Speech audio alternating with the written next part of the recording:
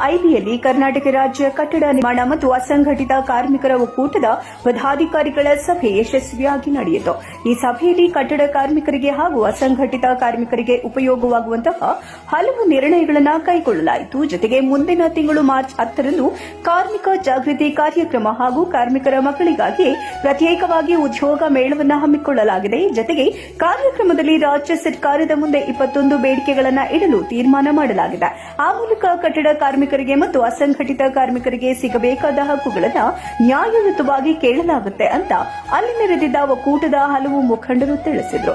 ಯಾಕೆ ಅಂದ್ರೆ ಇಷ್ಟು ವರ್ಷಗಳಿಂದ ಕಟ್ಟಡ ಕಾರ್ಮಿಕರಿಗೆ ಹಾಗೂ ಅವರ ಮಕ್ಕಳಿಗೆ ಅನ್ಯಾಯವಾಗುತ್ತಲೇ ಬಂದಿದ್ದು, ಈ ಬಾರಿ ಅದೆಲ್ಲದಕ್ಕೂ ಪೂರ್ಣ ವಿರಾಮ ಹಾಕಿ ಕಾರ್ಮಿಕರ ಹಕ್ಕುಗಳ ಬಗ್ಗೆ ಪ್ರಶ್ನಿಸಲೇಬೇಕು ಅಂತ ದೃಢ ನಿರ್ಧಾರ ಮಾಡಿರುವುದಾಗಿ ತಿಳಿಸಿದ್ದಾರೆ. ಇದೇ ವೇಳೆ ಮಾತನಾಡಿದ ರಾಜ್ಯಾಧ್ಯಕ್ಷ ದೇವರಾಜ್, ಮಾರ್ಚ್ 10ರಂದು ನಡೆಯಲಿರುವ ಕಾರ್ಮಿಕರ ಜಾಗೃತಿ ಸಭೆ ಹಾಗೂ ಉದ್ಯೋಗ ಮೇಳದಲ್ಲಿ ಕೋಲಾರದ ಹಲವಾರು ಕಾರ್ಮಿಕರು ಮತ್ತು ಮಕ್ಕಳು ಪಾಲ್ಗೊಳ್ಳಲಿದ್ದಾರೆ. ಜತೆಗೆ ಕಾರ್ಮಿಕರ ಮಕ್ಕಳಿಗಾಗಿ ಉದ್ಯೋಗ ಮೇಳದಲ್ಲಿ ವಿವಿಧ ಕ್ಷೇತ್ರಗಳಲ್ಲಿ ಉದ್ಯೋಗಾವಕಾಶ ನೀಡಲಾಗುತ್ತೆ. ಎಸ್ಐಪಿಎಫ್ ಸೌಲಭ್ಯವನ್ನು ಕಾರ್ಮಿಕರಿಗೆ ಒದಗಿಸಿಕೊಡುವಂತೆ ಸರ್ಕಾರಕ್ಕೆ ಒತ್ತಾಯ ಮಾಡಲಾಗುತ್ತೆ ಅಂತ ತಿಳಿಸಿದರು. ನಂತರ ಕೋಲಾರದ ಜಿಲ್ಲಾಧ್ಯಕ್ಷ ವಿಶ್ವನಾಥ್ ಮಾತನಾಡಿ, ಕಾರ್ಮಿಕರಿಗೆ ಬಹಳಷ್ಟು ವಿಷಯಗಳಲ್ಲಿ ಅನ್ಯಾಯವಾಗ್ತಾ ಇದೆ. ಇಂದು ವಿವಿಧ ಕ್ಷೇತ್ರಗಳಲ್ಲಿ ಬೇರೆ ಬೇರೆಯವರಿಗೆ, ಬೇರೆ ಭಾಷೆಯವರಿಗೆ ಹೆಚ್ಚಾಗಿ ಉದ್ಯೋಗ ನೀಡಲಾಗ್ತಾ ಇದ್ದು ಕನ್ನಡಿಗರನ್ನ ಕಡೆಗಣಿಸಲಾಗ್ತಾ ಇದೆ ಎಂದರು. ರಾಜ್ಯ ಕಾರ್ಯಾಧ್ಯಕ್ಷ ಶ್ರೀನಿವಾಸ್ ಮಾತನಾಡಿ, ಇಂದು ಹೂ ಮಾರುವವರು, ಹಣ್ಣು ತರಕಾರಿ ಮಾರುವವರು, ಆಟೋ ಡ್ರೈವರ್ಗಳು, ಕುಂಬಾರರು, ಮಡಿವಾಳರು, ಚಮ್ಮಾರರು, ಕಮ್ಮಾರರು ಸೇರಿದಂತೆ ಹಲವು ಹಿಂದುಳಿದ ಅಸಂಘಟಿತ ಸಮುದಾಯದವರು ಹಾಗೂ ಅಸಂಘಟಿತ ಕಾರ್ಮಿಕರನ್ನ ಒಟ್ಟುಗೂಡಿಸಿ ಅವರಿಗೆ ಹಲವು ಸೌಲಭ್ಯಗಳನ್ನು ನೀಡುವಂತೆ ಒತ್ತಾಯಿಸಲಾಗುತ್ತೆ ಅಂತ ಹೇಳಿದರು. ನಂತರ ಮಹಿಳಾ ಜಿಲ್ಲಾಧ್ಯಕ್ಷೆ ಶೈಲಜಾ ಮಾತನಾಡಿ, ಕೋಲಾರದ ಕಾರ್ಮಿಕರಿಂದ ಸರ್ಕಾರಕ್ಕೆ ಬಹಳಷ್ಟು ತೆರಿಗೆ ಹಣ ಹೋಗುತ್ತಿದ್ದರೂ ಸವಲತ್ತುಗಳನ್ನು ಮಾತ್ರ ನೀಡಿಲ್ಲ. ಆದ್ದರಿಂದ ರಾಜ್ಯ ಮತ್ತು ಕೇಂದ್ರ ಸರ್ಕಾರಗಳು ಕಾರ್ಮಿಕರ ಅಭಿವೃದ್ಧಿಗೆ ಸಹಕರಿಸಬೇಕು ಅಂತ ಮನವಿ ಮಾಡಿದರು. ಈ ಸಂದರ್ಭದಲ್ಲಿ ಪ್ರಮೋದ್, ಜಿಲ್ಲಾ ಕಾರ್ಯಾಧ್ಯಕ್ಷರು ಮಧು, ಚೆನ್ನಕಲ್, ಮಧುಶಂಕರ್, ನವೀನ್ ಕುಮಾರ್, ರವಿ, ಆನಂದ್, ವಿಜಯಮ್ಮ, ಸುನಂದಮ್ಮ, ಲಕ್ಷ್ಮಿ ಸೇರಿದಂತೆ ಇನ್ನಿತರರು ಹಾಜರಿದ್ದರು. ನಾವು ಇವತ್ತು ಮಾಲೂರಲ್ಲಿ ಕರೆದಿರ್ತಕ್ಕಂಥ ಒಂದು ಸಭೆ, ಈ ಮಾಲೂರಲ್ಲಿ ಒಂದು ಜಿಲ್ಲಾ ಮಟ್ಟದ್ದು ಒಂದು ಜನಜಾಗೃತಿ, ಒಂದು ಕಾರ್ಮಿಕ ಜನಸ್ಪಂದನ ಮತ್ತು ಉದ್ಯೋಗ ಮೇಳ ಎರಡು ಮಾಡಬೇಕಂತೇಳಿ ಒಂದು ನಮ್ಮಲ್ಲಿ ಪ್ರಮುಖರು ಯಾರು ಲೀಡರ್ ಇದ್ದಾರೆ, ನಮ್ಮಲ್ಲಿರ್ತಕ್ಕಂಥ ಜಿಲ್ಲಾ ಪದಾಧಿಕಾರಿಗಳು, ತಾಲೂಕು ಪದಾಧಿಕಾರಿಗಳು, ಅವರು ಮಾತ್ರ ನಾವು ಇಲ್ಲಿ ಸೇರಿ ಇವತ್ತು ಒಂದು ಸಭೆ ಮಾಡಿದ್ದೀವಿ. ಈ ಸಭೆ ಉದ್ದೇಶ, ನಾವು 10ನೇ ತಾರೀಕು, ಮುಂದಿನ ತಿಂಗಳು 10ನೇ ತಾರೀಕು ಇದು ಜನಜಾಗೃತಿ ಅಂದರೆ ನಮ್ಮ ಕಾರ್ಮಿಕರಿಗೆ ಆಗಬೇಕಾಗಿದೆ ಹೆಚ್ಚು, ಅದಕ್ಕೋಸ್ಕರ ಇದೊಂದು ಸಭೆ ಮಾಡಿ. ಒಂದನ ಉದ್ದೇಶ ಅಂತಂತಂದರೆ, ಈಗ ನಮ್ಮಲ್ಲಿ ಕಾರ್ಮಿಕರಿಗೆ ಮತ್ತು ನಮಗೆ ಕೆಲಸ ಕೊಟ್ಟಿರ್ತಕ್ಕಂಥ ಜನರಿಗೆ, ಅವರು ಕೆಲಸ ಕೊಟ್ಟಿರ್ತಾರೆ, ನಮ್ಮ ಸ್ಪಂದನೆ ಅವ್ರಿಗೆ ಗೊತ್ತಿಲ್ಲ, ಅದು ಸ್ಪಂದನೆ ಆಗಬೇಕು. ಮತ್ತು ಮೇಳ ಅಂತಂತಂದರೆ, ಉದ್ಯೋಗ ಮೇಳ ಅಂತಂತಂದರೆ, ಇಲ್ಲಿ ಲೋಕಲಲ್ಲಿರ್ತಕ್ಕಂಥ ಏನು ಇಂಡಸ್ಟ್ರಿಗಳಿದ್ದಾವೆ, ಫ್ಯಾಕ್ಟ್ರಿಗಳಿದ್ದಾವೆ, ಕಂಪನಿಗಳಿದ್ದಾವೆ, ನಮ್ಮ ಕಾರ್ಮಿಕರ ಮಕ್ಕಳಿಗೆ, ರೈತರ ಮಕ್ಕಳಿಗೆ, ಇಲ್ಲಿ ಇರ್ತಕ್ಕಂಥವ್ರಿಗೆ ಕೆಲಸ ಕೊಡಬೇಕು. ಅಂತರ್ರಾಜ್ಯದಿಂದ ಬಂದಿರತಕ್ಕಂಥ ಕಾರ್ಮಿಕರಿಗೆ ನೀವು ಇಲ್ಲೇ ಒಂದು ಕಡೆ ಗೋಡನ್ ಥರ ಮಾಡಿಕೊಂಡು, ಸಡ್ಡು ಥರ ಮಾಡಿಕೊಂಡು, ಅವ್ರನ್ನ ಆ ವೆಹಿಕಲಲ್ಲಿ ಬಿಟ್ಟು ಬಂದು ಅವ್ರನ್ನ ಟೆಂಪ್ರವರಿ ದುಡ್ಸ್ಕೊಂಡ್ಬಿಟ್ಟು ಅವ್ರನ್ನ ಕಳಿಸೋಂಥ ಕೆಲಸ ನಡೀತಾ ಇದೆ. ಅದು ಆಗಬಾರ್ದು.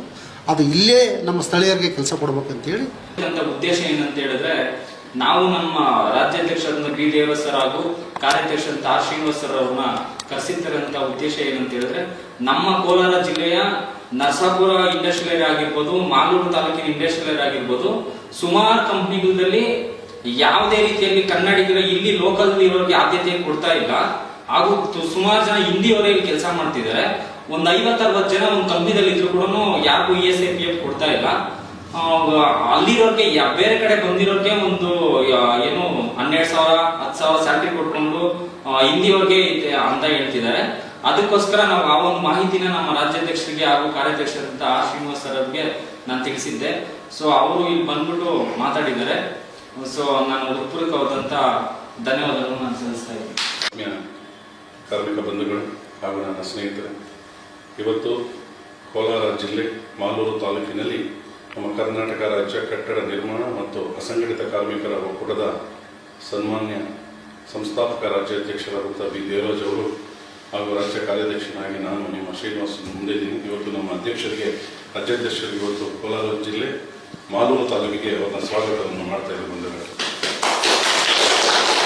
ಹಾಗೂ ನನ್ನ ಆತ್ಮೀಯ ಸ್ನೇಹಿತರಾದಂಥ ಆನಂದ್ ಅವರು ಬಂದಿದ್ದಾರೆ, ಹಾಗೂ ನನ್ನ ಮಾಲೂರು ತಾಲೂಕಿನ ಅಧ್ಯಕ್ಷರಾದಂಥ ರವಿಕುಮಾರ್ ಬಂದಿದ್ದಾರೆ, ಮತ್ತು ಎಲ್ಲ ಅವರ ತಂಡ, ಮತ್ತು ಹೆಣ್ಮಕ್ಳು ವಿಶೇಷವಾಗಿ ಎಲ್ಲ ಕಾರ್ಮಿಕರ ಅಧ್ಯಕ್ಷರು ಬಂದಿದ್ದಾರೆ, ಹಾಗೂ ನನ್ನ ಒಕ್ಕೂಟದ ಕೋಲಾರ ಜಿಲ್ಲೆ ಅಧ್ಯಕ್ಷರಾದಂಥ ವಿಶ್ವನಾಥ್ ಬಂದಿದ್ದಾರೆ. ಅವರು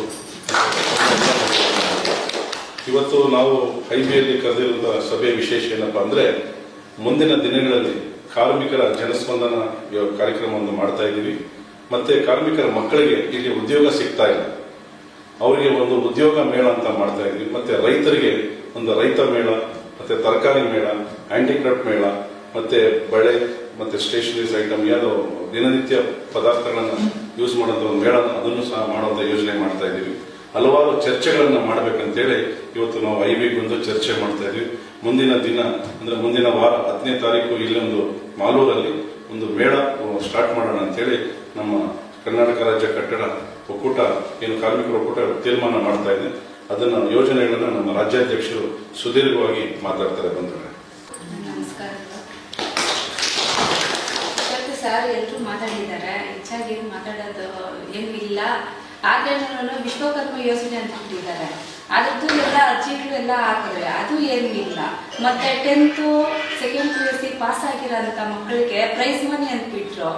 ಅಲ್ಲೋಗಿ ಆಫೀಸಲ್ಲಿ ಹೋಗಿ ಕೇಳಿದ್ರೆ ನಿಮ್ಮ ಅಕೌಂಟ್ ಏನಾದ್ರೂ ನಾನು ಕರೆಕ್ಟ್ ಆಗಿದ್ರೆ ಅದಕ್ಕೆ ಪ್ರೈಸ್ ಮನಿ ಬರ್ತೈತೆ, ಹೋಗಿ ಕೇಳ್ರಿ ಅಂತಾರೆ. ಅಲ್ಲೋಗಿ ಕೇಳಿದ್ರೆ ಹಾಕಿರ್ತೀವಿ ಬಂದಿರ್ತೈತೆ ಅಂತಾರೆ ಸರ್. ಅಲ್ಲೂ ಹೋಗಿ ಕೇಳಿದ್ರೆ ಏನು ಇಲ್ಲ, ಹಾಕೇ ಇಲ್ಲ. ಇನ್ನು ವರ್ಷ ಆಗಿದೆ ಸರ್, ಹೇಳಿದ್ರು ವರ್ಷ ಆಗ್ತಾ ಬರ್ತಾ ಇದೆ. ಸ್ಕಾಲರ್ಶಿಪ್ ಮತ್ತೆ ಪ್ರೈಸ್ ಮನಿ ಬಂದೇ ಇಲ್ಲ. ಅದನ್ನೇನೋ ಎಲ್ಲಾನು ಅಲ್ಲಿ ಸರ್ಕಾರದಲ್ಲಿ ಏನ್ ಮಾಡ್ತಾ ಇದ್ದಾರೆ ಏನೋ ಗೊತ್ತಾಗ್ತಾ ಇಲ್ಲ. ದಯವಿಟ್ಟು ಅದನ್ನೆಲ್ಲ ವ್ಯವಸ್ಥೆ ಮಾಡ್ಕೊಡ್ಬೇಕು ಅಂತ ನಾನು ಕೇಳ್ಕೊಂತ ಇದ್ದೀನಿ.